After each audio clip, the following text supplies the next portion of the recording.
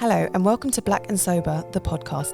The aim of our podcast is to connect with people from a drinking culture, especially those like us from the Black community who have chosen to go against the grain and enjoy life without alcohol. We started this podcast because we struggled to find anyone from similar backgrounds willing to share their sober story.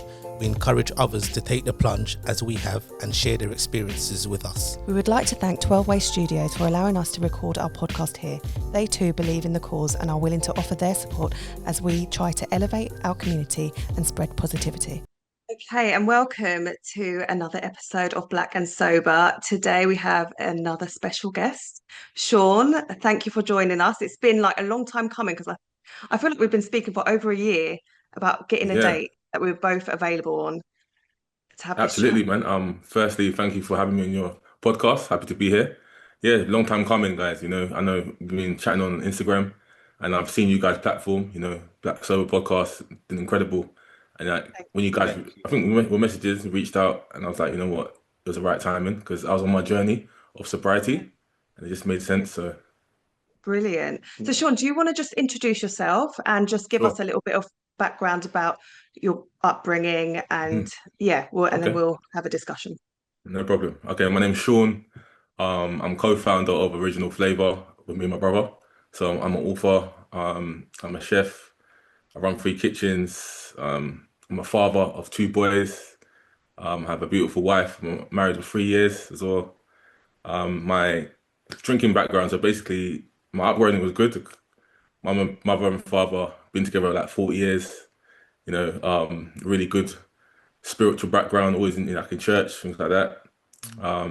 You know, I mean, alcohol was always around. Like my dad used to drink a little bit. I just remember when I was younger, like always like kind of smell it on his breath, kind of thing. And I was always kind of intrigued at dinner times and that kind of special occasions and stuff. Yeah, special occasions, things like that. And you know, I kind of, you know, I was in the era of always that kind of raving, that kind of era. As I was getting older, I was kind of a shy person. Like I kind of lacked confidence a lot as well. And you know, as I kind of got older and I was able to go out, you know, going out was my thing. You know, with my friends, going out partying, and obviously drink was involved. And obviously over the years, just was drinking a lot. You know, just drinking a lot, not knowing that I thought it was the norm. You know, everyone drinking at that age. You know, uni as well, that is drinking, and then probably for the last 10 years or so, probably started to get a bit crazy than usual. Like when you know, start working, business, family as well, start coming involved, and you start that one drink turns into 2, and then it start becoming a habit. Yeah, I'll say probably the last 5 years really got worse. Like you know, especially business as well. Like I've taken so much things. Obviously, for the last few years, I got married. I got into a new house. I got 2 boys. That things started to get on top in life, and I kind of just turned to alcohol. And without even knowing it, things kind of got out of hand. it slowly creeps up. Just creeps, isn't it? Creeps up. Your story is very similar to ours, and I feel like we're kind of like the same age group. Yeah. And we were ravers. We used to go out even before we got married. It was the norm. Everyone was doing it. Our friends were doing it. It wasn't like we were looked at like, oh, you're doing something wrong. It's what you did. And I do feel like once we were married, having kids, and you kind of turn to alcohol for something a bit different. You're using it still to have a good time, but then you don't actually realize that you're probably using it to de-stress. Yeah. You're just using it like, right, I'm going to go and I'm going to have a drink at the end of this week, and you know, I'm doing pretty well. I've got a job. You know, you've got a house, you've got a roof over your head, you've got the kids are clothed, and you know, it just slowly creeps up on you, and you don't actually realize until you think, you know, it's too much. And it happened to you as well, didn't it? Yeah, 100%. Yeah. So basically, that's it, really. Yeah. So when did it come to the point where you thought, do you know what, and it's the alcohol that's the problem, and you know, I need to kind of nip it in the bud? I think a number of things. I mean, I was making wrong decisions. I think when I started the restaurant business, was obviously we started doing tutorials, but the last few years we started with kitchens. The last three years, it's when that kind of started. You know, I was very busy there with the businesses, like multiple things going on. Coming home, tired, kind of using it as a way to de-stress. Also, I know the bigger thing probably the kids. My son, he started noticing, Dad, you've got no energy, you're always sleeping. Like I Yeah, wasn't present. I wasn't present for my family. And yeah. when my kids started noticing it, like, oh, you're always sleeping, Dad. Like I'll be reading with him, I'll just conk out. Like that really hit me. That's when I thought, you know what, I need to do something here. It was affecting my decision making, obviously at work as well. And I wasn't the best person I wanted to be. So yeah. So, Shaun, before you went into the chef business and you had your kitchens and Mm, you became an author, what was mm, what was you doing then? What was your line of work before yeah. that? Also, I worked in quite a few places. I worked with like young people, youth offenders. Like I also worked with like disabled people. So like and kind of like in the social care Right. industry, with working with other people, like helping them to supported living, things like that. Yeah, that kind of field really. And would you say that sort of your work life would that sort of have would your drinking would have been as a result from your working life or anything you was doing with to do I with think work? I think definitely. I think definitely the kitchen work. I think working in the kitchen Yeah, was definitely stressful.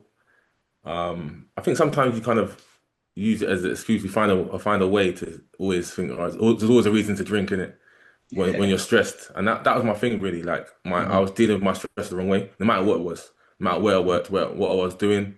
If I got stressed, alcohol Yeah, was the answer. So yeah, yeah. yeah. And what was your drink of choice or drinks Right. of choice? I think when I first started, I think started drinking. I remember my first actual drink. I think everyone would get it, like rum and coke. It was like the go-to one. I think that was the first one. Mhm. That's how it started, and then anything really. I'll go for wine. I mean, at that point, I just wanted to get drunk. Like, Just wanted I to just, get drunk. I Yeah, just wanted to get drunk. It didn't yeah, matter what it yeah, was. Even talking about it now, like it just, it's good because I'm happy that I can talk about it now like yeah. this. It's But good to before I yeah. can't, yeah, just let it all Mm. out. Yeah. It's Yeah. strange that, isn't it? That when you're going through it, you don't feel like you can talk about it or you want to talk about it. But when you Mm, begin your sober journey and you're well into your sober journey, you feel confident to speak about it. I always found And that just strange. admit that that was a Yeah, problem mm, and that was an issue because it's a bit embarrassing when you're going through it, like yeah, because mm, everyone else is still drinking. Well, a lot of other people still drink, and it's like yeah. to say that it's not comforting you anymore, and it's not, you know, it's just not agreeing with you as a person.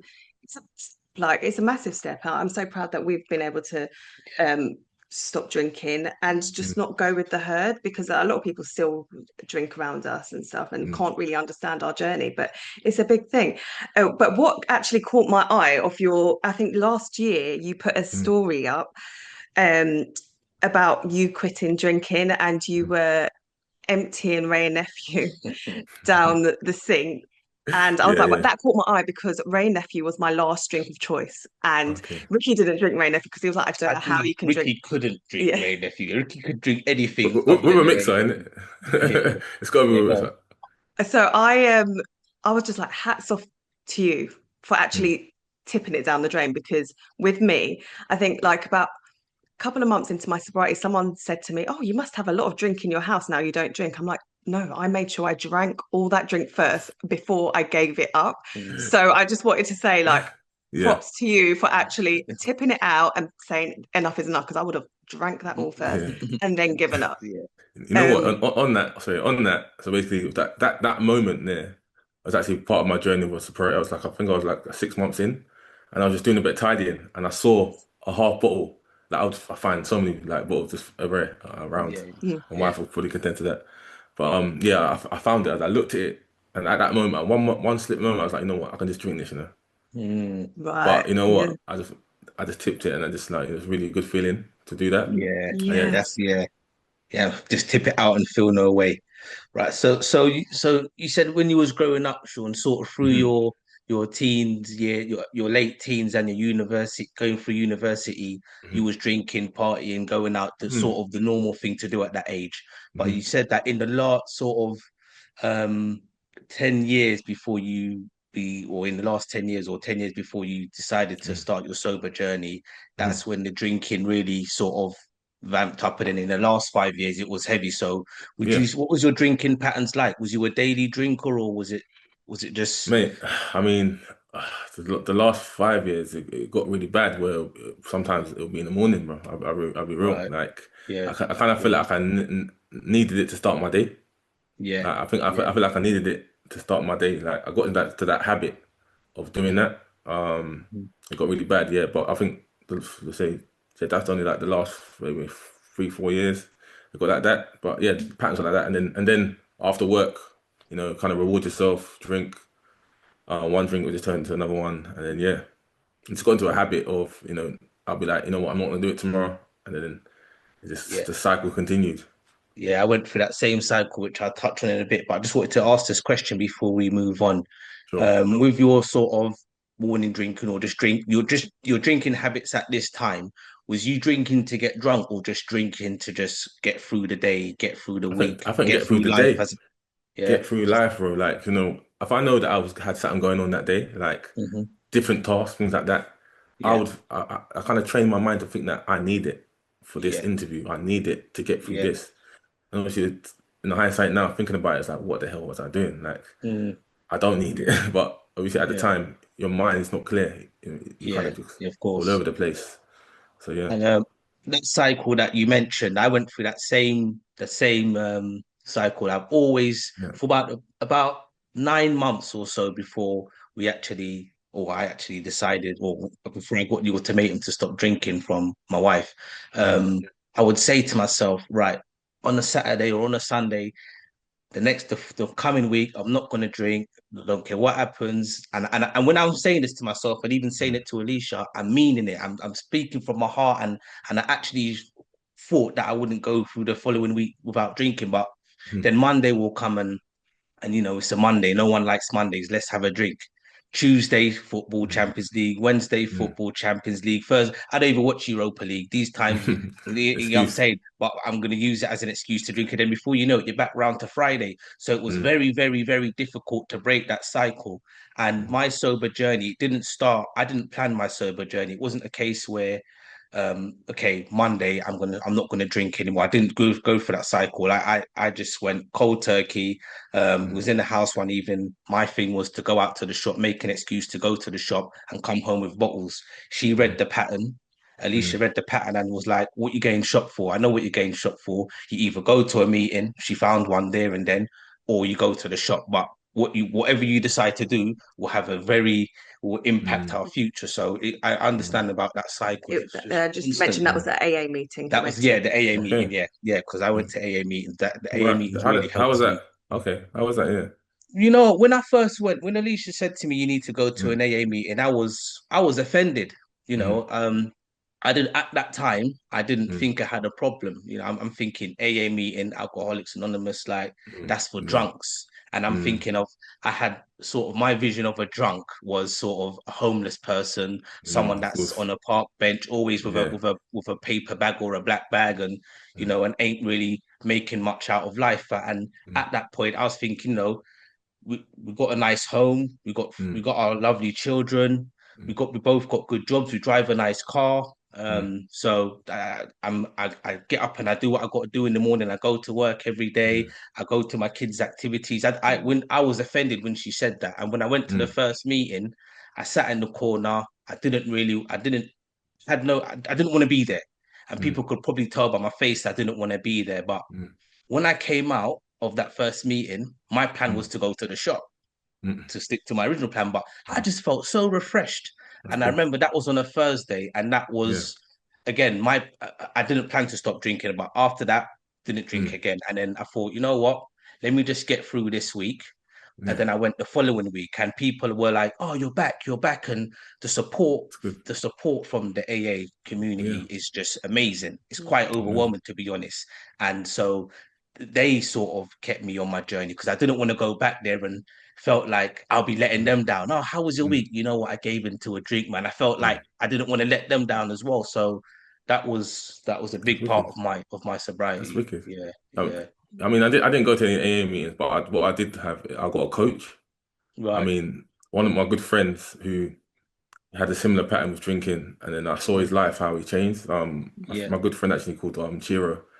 I'm really good friends with him. He really helped me on my journey. So he's like a life coach, Hmm. and he also like kind of helps with all kinds of things in life, business, alcohol, and then that was really a turning point for me.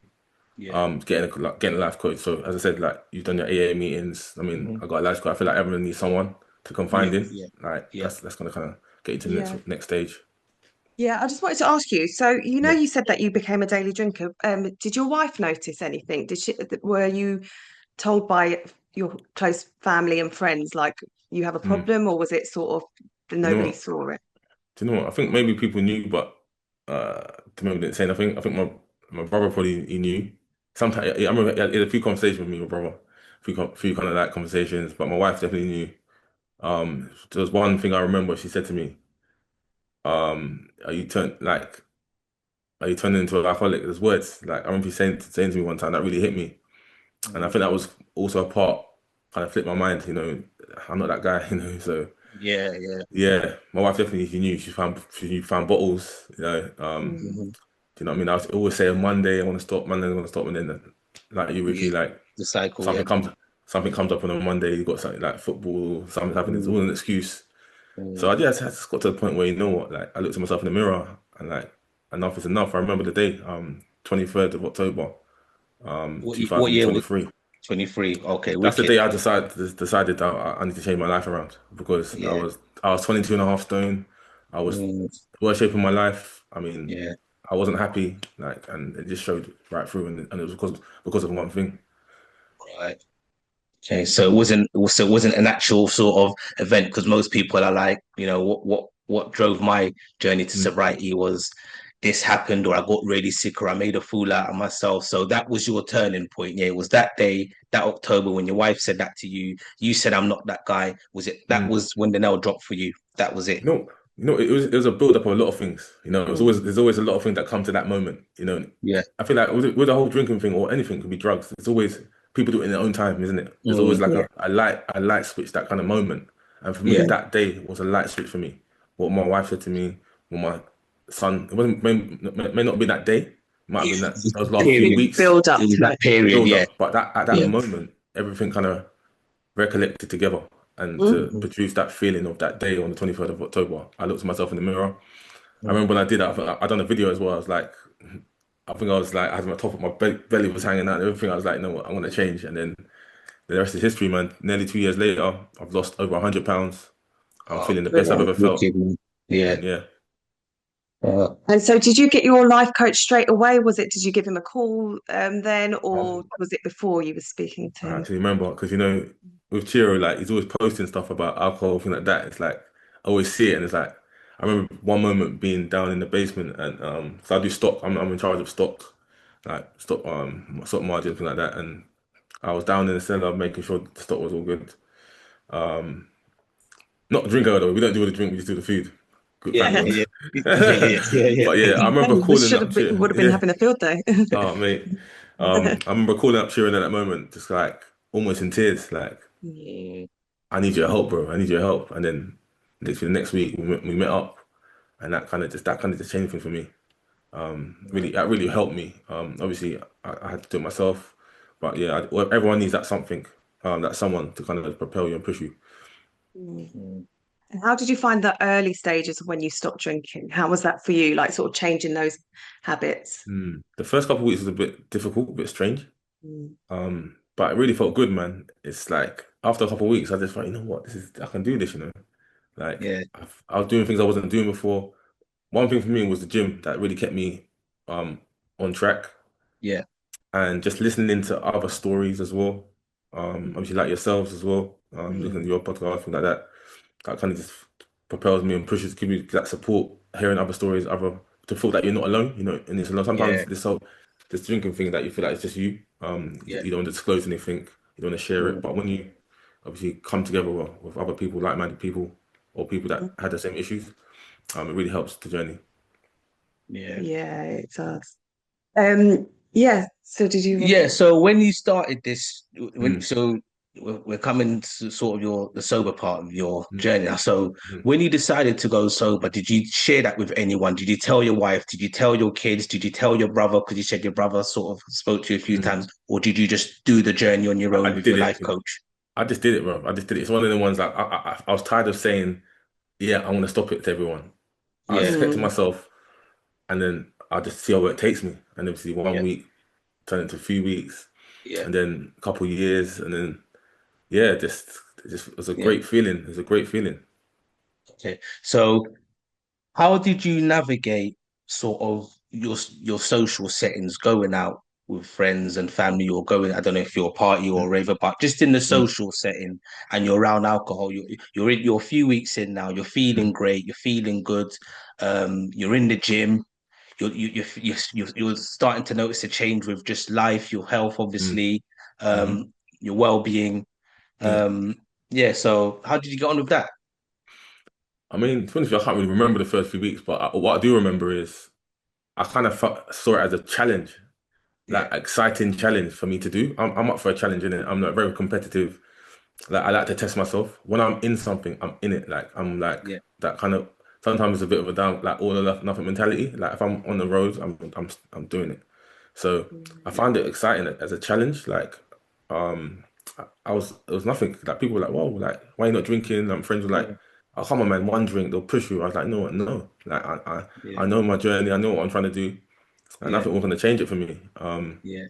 Yeah, so I was just kind of just really eyes on the prize, like it's momentum kept me going, and yeah, You know, it took for me, it took me a while for me to say to people, I'm not drinking, I'm doing the sober journey because yeah, like where I work, my line of work is quite office based and client okay, based. And yeah, you know, there's Friday drinks after work, mm, in the afternoon, and there's taking mm, clients out and stuff. And when I was at the height of my drinking, it would be me. mm, Oh, let's have a drink. Let's go for a drink or whatever. And yeah, so when I first stopped drinking, I did say a few times, you know, I'm not drinking anymore. And it would be, oh, come on, Rick. It's the peer pressure. And yeah, even though I'm not giving into the peer pressure, I just don't want to hear it. You know, I'm mm, not drinking. I don't want to. So I found myself at times saying, you know what, I'm on antibiotics or I got to drive home. You know, I'll just find another reason just to say I'm not drinking. Just so you don't have to get Just into so a yeah, yeah, conversation, a whole mm, conversation yeah. about it. So then after a few months when people started noticing, bloody hell, you've been on them antibiotics for a long time. You know, I just said to them, you know what, I'm doing the sober journey now. And yeah, although I got that, I wouldn't say stick, I got that peer pressure, it started to die down and fade away. And then mm, after a few months, you know, sort of 6 months, and they're taking me serious now. It flipped. So if I had a zero beer or if I was drinking you know, like a sparkling water or something, they'll be like, Rick, what's that? You drink? I hope you're not drinking alcohol. So the peer pressure turned into mm, support. And mm, if I went and you know, and if we're at Christmas parties or whatever, they'll always just make sure, not that I need it, but they will always make sure. I hope you're not drinking, Rick. And so, yeah. So that's socially, good. it Mm, wasn't difficult for me to not drink mm, because, like you, I noticed the change in my life, the change in my health, and more mm, importantly, the change in my marriage and my family life. I noticed that very quickly. So, mm, um, it was more of a, it was just the peer pressure thing that I couldn't take. yeah, You know, I hear you. yeah. Yeah, I hear So I you. just wanted to, I think you know what it is. I think it's the people around you as well. If you've got good friends around you, you've got good people around you. yeah. Like obviously you got associates, you got friends. Like, but if you tell your friends, you know what, I'm not drinking. Obviously they Yeah, might say, look, have a drink. But after a while, like if they're really yeah, good friends, they'll be like, you know Yeah, what, they'll respect it. You know what I mean? They'll respect exactly. yes, that. yeah, Yeah. yeah, So exactly. And so, yeah, so you're now two, just two, over 2 years Two sober. years So, in yeah, two October, years. 2 years in So yeah, say 2 years. So as I said, I started my journey in 2023, yeah, and obviously this podcast is about being open and honest. mm, On mm, two occasions, I have kind of slipped up, mm, which you know what, like the first one was after a year, and the second one was after a year again. So okay. it's like, It happens to a lot of yeah, people after a year. yeah, yeah, yes, after a year. I know you know what that moment. It's almost like the first time made me kind of beat myself up about it, and Mm. but it's kind of gave me the strength to go again. And yeah, obviously the of same with the course, second yeah, time. And those two moments were times where you know when I just got really stressed out. Like no one kind of pushed me to do it. Like it was like a moment of I want to drink. and then You I just want did that it. release. Yeah, you I just did want it. that clear mind. And yeah, you Yeah, did it. And I know. did you Yeah, drink on your own? yeah, Mm. on my own. Like it's like at that time I wanted that feeling again, but afterwards, I was like, no, why the hell did I do that? Yeah. Um, yeah, and I think the second time was that in a setting. It was in a setting. It was about my son's birthday. I think I was doing the food, and then things were going wrong. I think things were going wrong. Someone didn't t turn up or something, and there was a rum punch there, and I just had it. You know the ones. It's just like I just had it, and I was like, you know what? I'm not gonna beat myself up about it. I just want to keep going. I'm gonna keep going. Yeah. It's a journey. It's a journey that I'm on, and it's kind of just giving me that momentum and kind of that feeling that I don't want to go there no more. So Feel like having those little blips, it just gives you a reminder that alcohol is not worth it. Like, what did that do to you? Did it benefit your life in any way? Did it no, make you feel Mm. that much better? Did it resolve the stress for that day? No, it doesn't. no, it And I doesn't. think It that's what doesn't. we have to like remind ourselves that, Hmm. you're not missing out by not drinking alcohol. Hmm. Actually, you're I know. gaining so much by not drinking because we remember everything we do. When we go, Hmm. we went to we did our first a couple of years ago. We did our first carnival sober, That's it. Oh and it was wow. brilliant because we Yeah. Yeah. normally take one of our sons we take with us, and Mm. normally we're like racing back home like by Mm. 5 o'clock because we've been drinking and we're out with Mm. our son. We're just like a bit paranoid. But Mm. when we were sober, we stayed out late. Like we had our wits about us. We stayed up much later. Our Mm. son was with us. We felt like we were safe with him. We trusted ourselves. For some reason, we kept on attracting drunk people all around us. They kept on coming up to us, but we just had such a much more better time not drinking but we literally thought that we had to go to carnival and you had to have a drink. Yeah. Yeah. Mm. No, we And didn't. not to Mm. mention all the money that you save, because by the time you stop off at this store, that Yeah. store, this off license, where you pick up a bottle of a brandy or whatever it is. So let's say you pick up a bottle of brandy for Yeah. 15, 20 pound on the Yeah. day of the carnival, they want to charge you 35, 40 pound for it. That's it. Then you stop off and buy a patty and a saltfish fritter, they're All charging you max all up. 9, 10 pound. Then you get your main meal, they're charging all 30 pound for a container. You get what I'm saying? It's a And joke. obviously we're still eating and we're still drinking, but we're not spending that much money because Mm. Yeah, anymore. we're not eating and drinking that much. You Mm. know what I Yeah. mean? So It's only when you stop drinking you realize how much money you actually saved. That I thought yeah, when yeah. you're drinking, you just spend you just like you're Yeah, just buying it. You Yeah. know. yeah. You know what, Shorty? The first month that I stopped drinking, yeah, I'll never Yeah. forget this. The first month I stopped drinking, I looked at my bank account Mm. and I'm saying, what didn't I pay? What direct debit hasn't I come Yeah. out? Yeah. I'm Yeah. gonna mess up my credit rating any minute now. Alicia's gonna ring me and say, "Oh, this hasn't been paid." Blah blah blah. But when I look back, it was Mm. because I wasn't drinking, and That's it. I didn't tell her this at the time. But Yeah. this is the money that you Yeah. save as well. Yeah. It's No. just an all round, just an all round Seriously. positive turnaround. Yeah. Yeah. There might be a little bit at the time, but it's like occasions, like coming out. You know Yeah, what I mean? Just exactly. Yeah, yeah, reckless buying and yeah, yeah, drinking. But yeah. yeah, I love going out to dinner with friends that drink because obviously I don't pay for their drink. And when we Yeah. work out the bill at the end, they're like, "Oh, Alicia, I Yeah. wish we yeah. didn't drink either Yeah. Just because pay for my food. Yeah, it feels like £100. Mine's like £30. Like, Yeah. yeah, yeah. do you Yeah. realize how much cheaper it is? Like No, you save food money. going You like save just money. food. You Yeah, save you do. money. But Yeah. yeah, you save so much money, but you don't realize it. But I think you know what you said as well. I love being around people that drink as well when I'm not drinking Mm. because I'm. It's, I don't know what it is. It's like they're happy to drink, and obviously I don't judge them for that. Like Yeah. I like to see them get drunk, and it's not me. You know, do Yeah, you know what I yeah. mean? It's You know what? like I'm the same. I get enjoyment out of seeing you Yeah, yeah, enjoy. Like, do you know what I mean? yeah, yeah. Like that. Yeah. So Yeah, because people come round, or if I'm with people, oh, do you yeah, mind if I have a drink? Or I didn't yeah, bring a, or when they're in yeah, the house, because we keep drinking in the house. I might yeah, yeah. offer someone when they come over, do you want a drink? Oh, do Mm, you mind if, oh, you're gonna be all right with it? And I'm like, nah, you go ahead. Yeah. One, I'm not judging.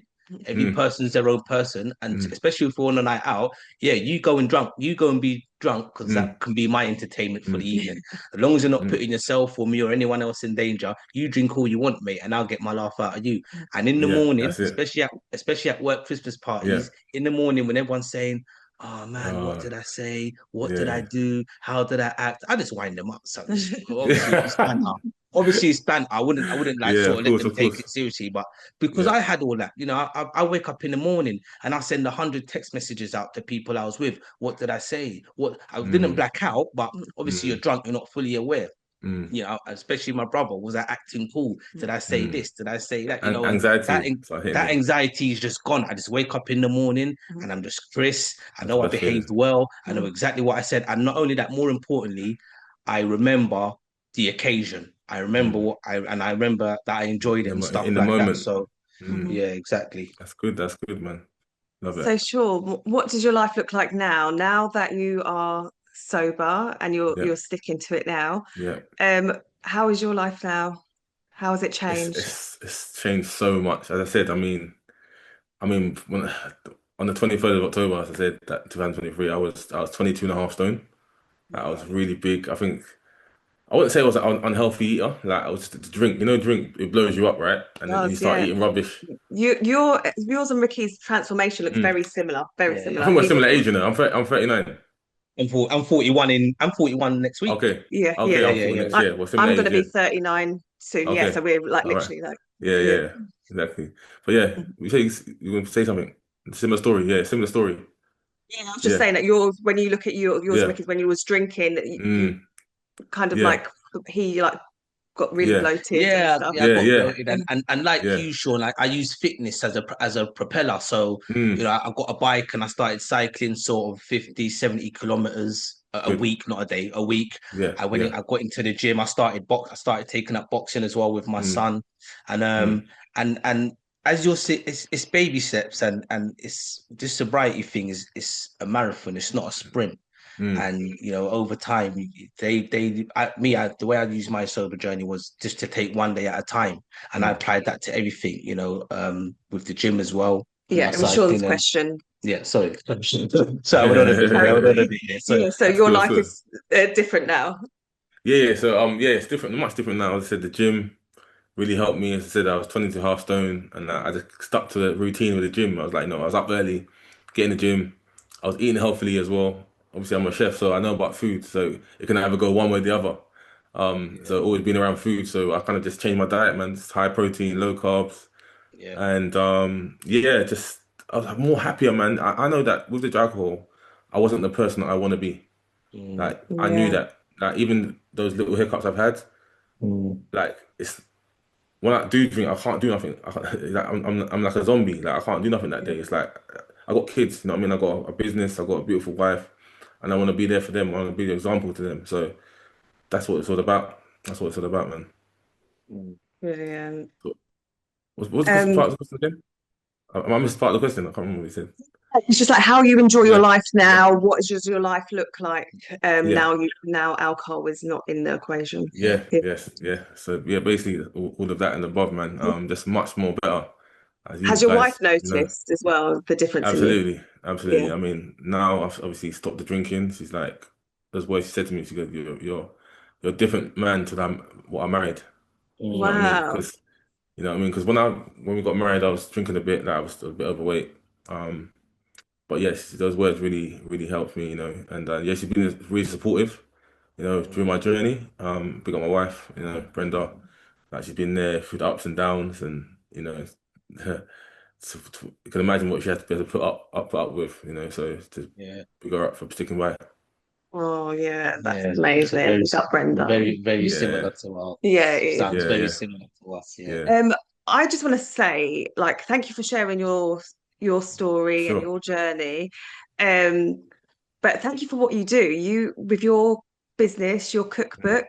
Thank I you. buy it for so many people as Thank you gifts. so much. And I'm half Jamaican, and Yeah, I saw your post today about your yeah, grandma. yeah. Um, so sorry for your loss. I've lost Sorry. two grandparents as well. Okay, sorry for I that. never got to actually meet my grandma. Hmm. And your book has helped me so much, and even your YouTube Mm, channel, thank you. because I never had that grandma around to teach me how to cook Jamaican Mm, dishes.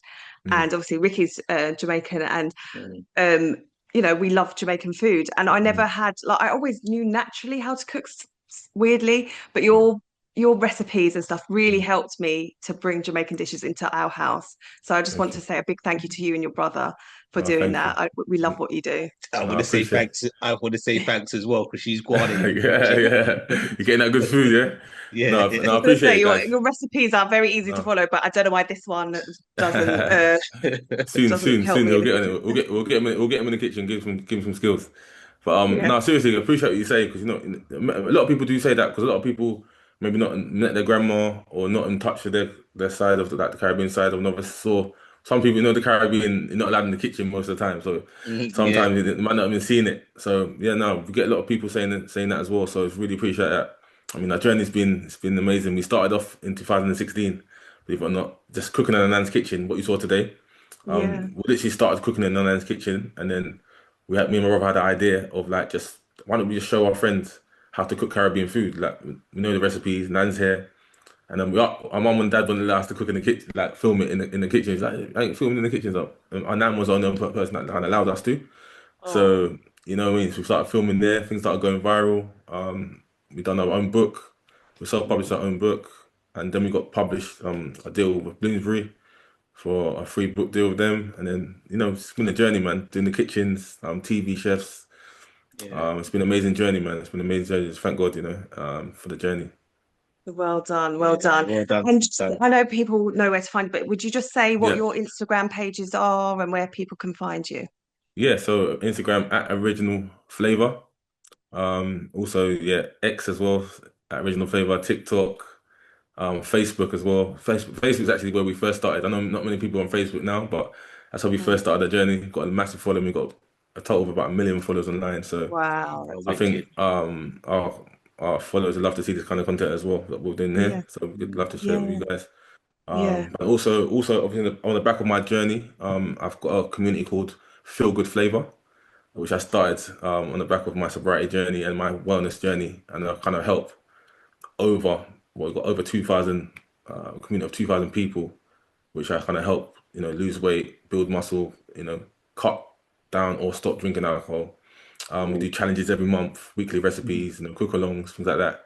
So that kind of keeps me on my toes. I mean, I feel like every time I spoke to someone in the sobriety journey, like they need something. I guess for you guys, this is probably good as well. Kind of keeps Yes. you Yeah. Yeah. accountable, and everyone needs that something to kind of keep them going. And because Brilliant. You do events as well. You do events for yeah, the Feel Good Flava. yeah, we do events. Yeah, we've got an event coming up soon. The date's not out yet, but look out for that. I'll be doing an event probably September, October. So look out for that on the page. I do them quite often. So what is it? Is it where people can go and get recipes and The wellness community is called Feel Good Flava. So it's a subscription-based platform. So you pay like a subscription for the year, and you'll get motivation from myself. You get recipes. You get like a shopping list template. You brilliant. get like access to a community called actually Feel Good Flava. It's like a WhatsApp community with like loads of people. So everyone's sharing recipes, everyone's motivating each other. So currently on the challenge right now, it's a 21-day summer boost challenge where people are like losing weight, people are starting to stop drinking as well, and like it's a really nice community of people that are kind of in the same kind of boat that's kind of pushing Yeah. each other. So I'm yeah, gonna that's look that up after. Yeah. yeah, Brilliant. man, And No. Feel Good and Flava. But is there an Instagram or socials for that as well? Is it just Feel Good Flavor as well? Yeah. it's on our Instagram page, so it'll be on our Your bio. In the bio. yeah, Yeah. in the Okay. bio, everything will be Yeah. all there. So yeah, you can find me on Instagram, Okay, Facebook, brilliant. YouTube as well. Okay, great. And our final question, Shaun, before we Yeah. leave you, what does sobriety mean to you? Sobriety means being at peace with yourself, being happy, and being the best person you want to be, being the best version of you. Yes. I love that. Great. Short and Thank you sweet, yeah. so much, Shaun. It's Thank been you. a great conversation. I'm so glad we Amazing. finally have done it. Yeah. But thanks for joining us. Thanks for having me, guys. Thanks for having us. Thanks for Have a joining good us, day. Shaun. Yeah. You Take too. care. Thank you for listening. If you would like to share your sober journey with us, please send us a DM via our Instagram page. At Black Sober Pod. We would really love to hear from you. Take care and stay tuned.